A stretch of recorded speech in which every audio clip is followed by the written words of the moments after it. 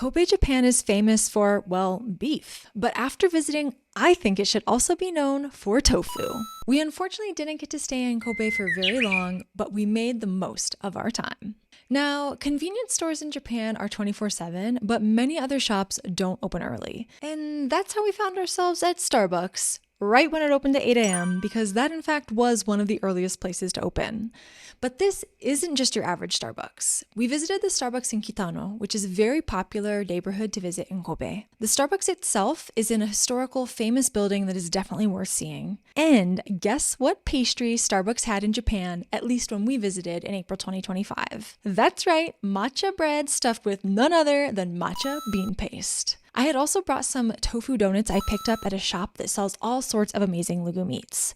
So we enjoyed a caffeinated, legume-filled start to our day in the Starbucks in Kitano.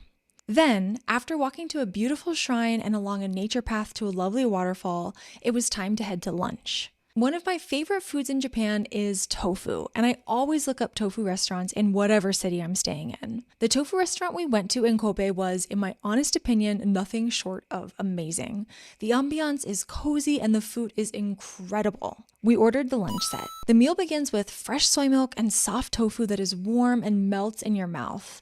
It's served with various toppings that you can add to season the tofu, but it's so delicious by itself that I ate most of it plain. You can also get free refills on the soft tofu, which is a plus. The soy milk was creamy, rich, and flavorful. They recommended try it plain first and then add a small splash of a nice soy sauce and try that. Both ways were fantastic. Then it was time for the main course, and the presentation was so beautiful that, despite wanting to dig in, we had to admire it some before eating. So what all is here, you ask? Well, it turns out that the Translate app on our phone could not recognize the handwritten Japanese that explained what each item was. Honestly though, that added to the fun because we were more surprised, in a good way, with each delicious bite. We ended the meal with some tofu cheesecake because when in an incredible tofu restaurant like this, you're going to want tofu from start until the very end, obviously.